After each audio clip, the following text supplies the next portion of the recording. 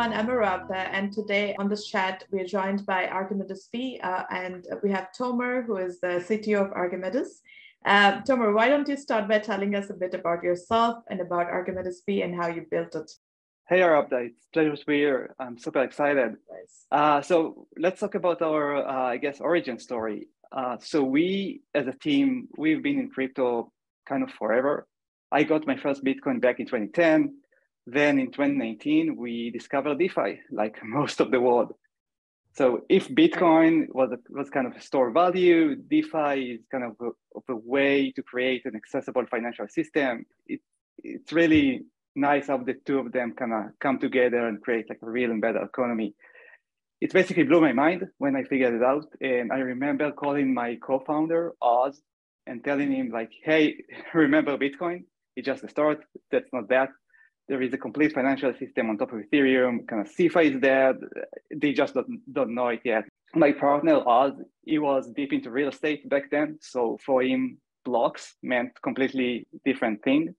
But finally it clicked for him. It also blew his mind, and we decided that we kind of want to spread the word, kind of light this bulb for as many people as possible. And the first thing that we've done is to create a stablecoin investment fund, running some stablecoin strategies for friends and families and investors. The fund was real fun, but it gave us a really good vantage point into the industry. But it also got us very concerned about the long-term sustainability of DeFi and all the ecosystem.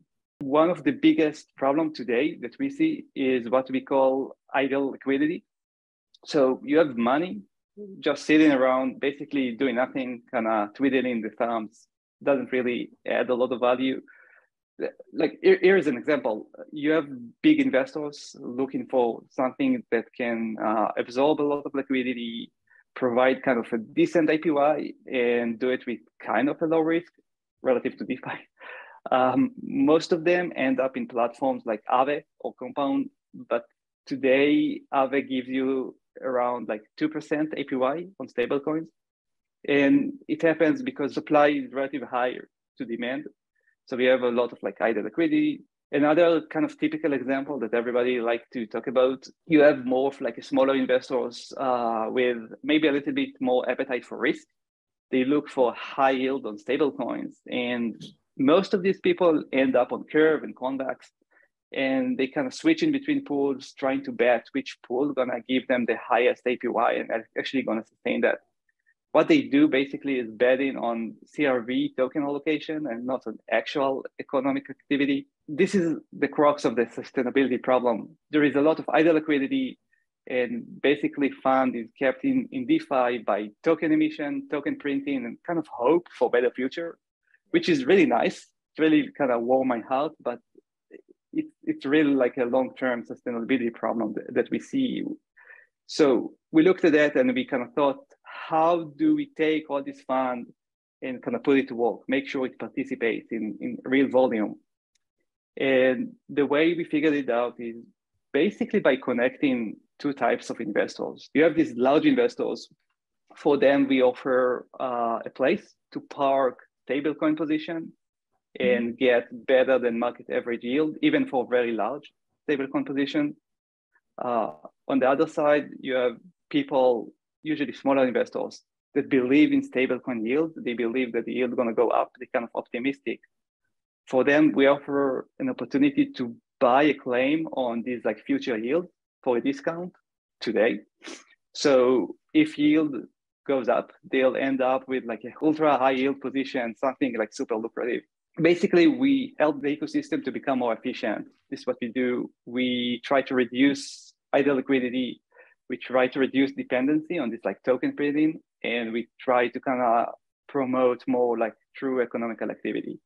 Thanks for that. That was quite informative. And when you're tackling the problems of reducing redundancies, idle liquidity, giving the most optimized yield, you kind of enter a space which every player kind of wants to be in and wants to make the best of. So what are the tenets of innovation that you guys have and you operate on?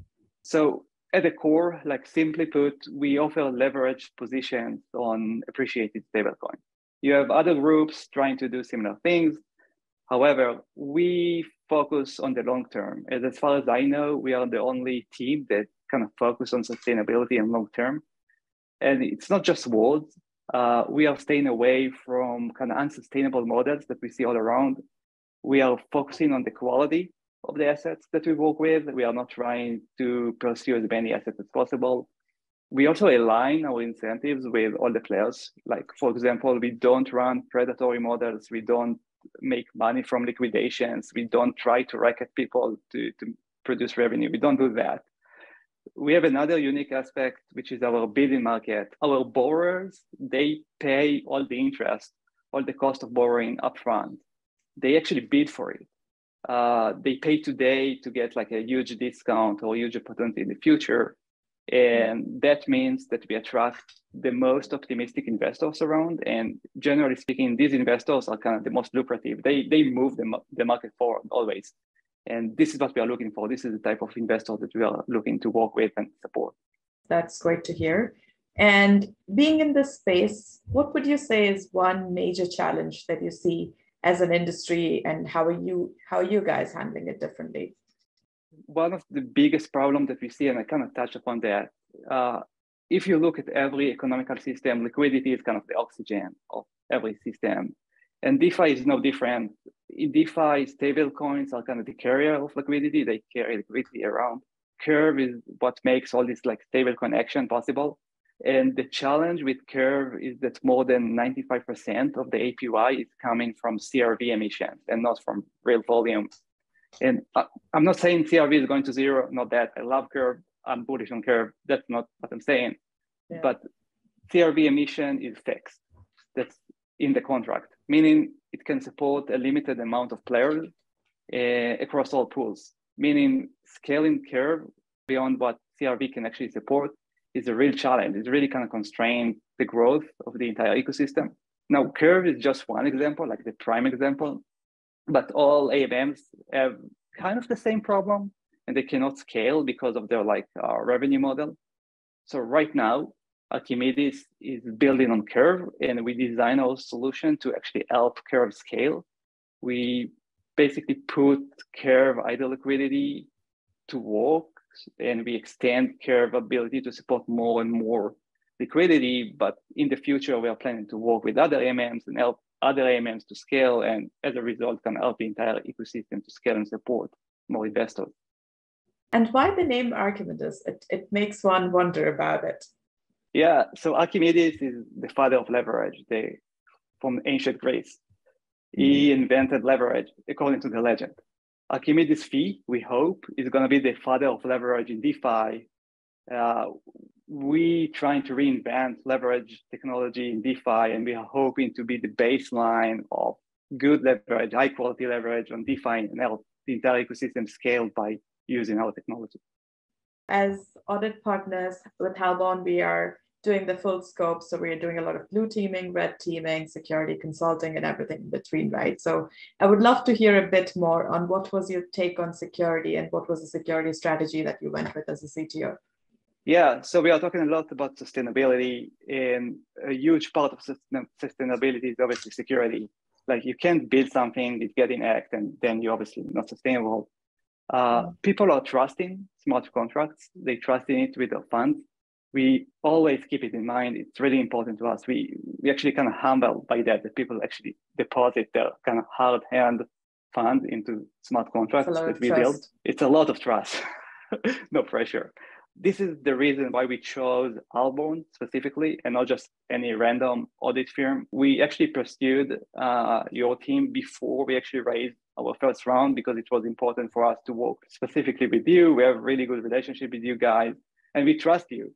We trust you with everything we do. So, that's why we kind of work together. That's kind of in line with our focus on sustainability and security. I appreciate that. All right, I think that really helps us understand a bit more of what you guys are about. Really looking forward to the audit and everything that comes along the security journey there. Thank you again for joining us. And this has been super, super informative. Thank you. Thank you, Rob. I appreciate it.